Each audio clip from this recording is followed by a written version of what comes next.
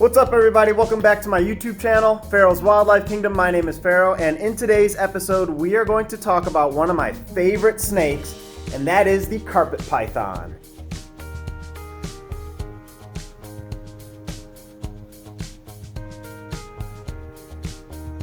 So we are going to cover basic information, care, as well as personality. So let's get right on into it.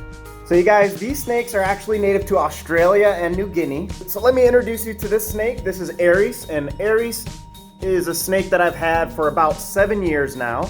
Now this snake is a very strong arboreal constrictor, as you can clearly see. And this snake will pretty much eat any mammal that can fit in its mouth. Being in the trees, they're probably going to try to catch birds as well. These snakes are usually great when it comes to eating. I've never had an issue feeding these guys. Here we give Aries 2 medium rats every other week. So pythons will use their tongue as well as heat-sensing pits that are located on the top and bottom lips. This allows them to pick up the heat coming off of a warm-blooded animal, sometimes in complete darkness if they have to. Once they find it, they strike, throw a few coils around their prey, subduing it, and eventually swallowing it whole.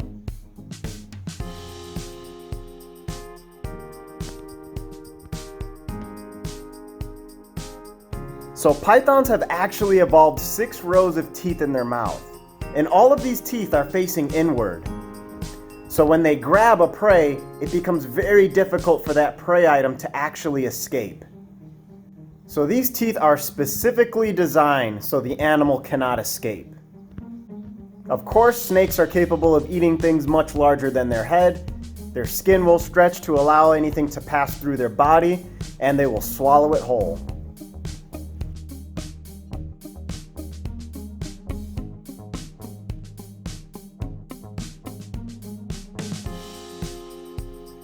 Now you can almost tell by just looking at the snake's body that it's meant for the trees. I mean, this snake is very long, it's very lean, it doesn't have this huge, heavy, bulky body like some of the other species of pythons and even boas.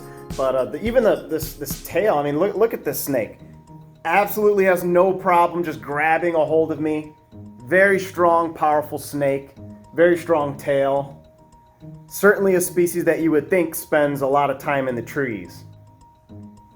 We set up a beautiful enclosure for Aries here that she really enjoys. For her enclosure, we've got a 6-foot vision cage. We have several branches crisscrossing each other. Leaves and moss to make it look a little bit more natural. The water bowl is on the right side of the tank.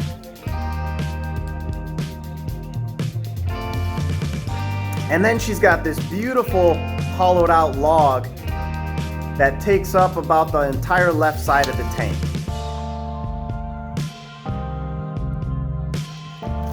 For lighting, we have 2 lamp fixtures, 1 UVB, and 1 50-watt heat bulb.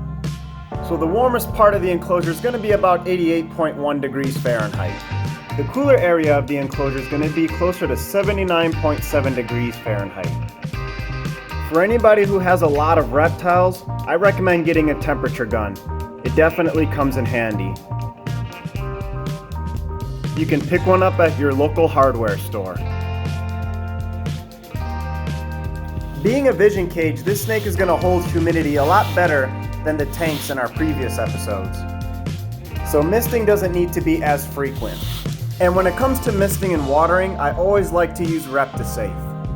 This snake is usually never interested in actually burrowing, so I decided to use this turf that I purchased at my local hardware store. And this works out just great because it's extremely easy for me to roll up and clean and rinse out and disinfect.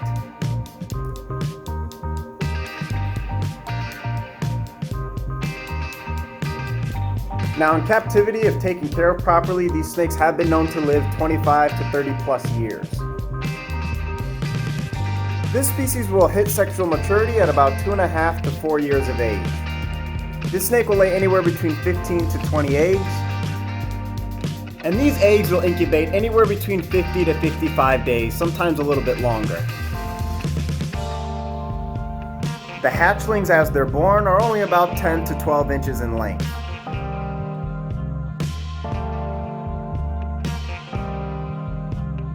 Now for the most part, Aries anyway is fantastic to handle. She's never given me any issues whatsoever. However, this species unfortunately does have a little bit of a reputation of sometimes being a little bit more on the aggressive side. Now I'm a firm believer that every individual animal is definitely different, but I totally understand. Aries actually shares her cage with another carpet python that we have named Manny. That's her boyfriend, and he's not all that friendly. No, not friendly. So I like to think of them as individuals. There are definitely carpet pythons that are extremely friendly, and then there are some that are not that friendly. So make sure if you are picking one, you pick the right one. Which brings me to my next topic, having them as a pet. Other than making sure that you pick out the one that is just right for you, you like the coloration, you like the personality, and you think that it's a healthy snake. Another thing you should really worry about is the time and space you want to invest in this animal. You want to get an enclosure that's pretty big because these snakes do get a little bit larger than a ball python or a corn snake. These guys sometimes will get 6, 7, 8, 9, 10 feet in length. So you definitely want to have setups that are compatible for the size that they're going to eventually become. Now, as far as appearance, this snake comes in a large variety of coloration. There are anywhere between 7 to 8 different subspecies, different morphs, and again, just a large variety to choose from. So I think that's about it, guys. I hope you found this video to be helpful in some way, shape, or form. If it was, please give me a thumbs up. If you have any questions or comments, please leave them in the comment section down below. And if you guys want to support my channel and see more videos, go ahead and hit that subscribe button down there in the corner, and I'll be more than happy to make more videos. Thank you guys for joining me, and I'll see you again on the next episode.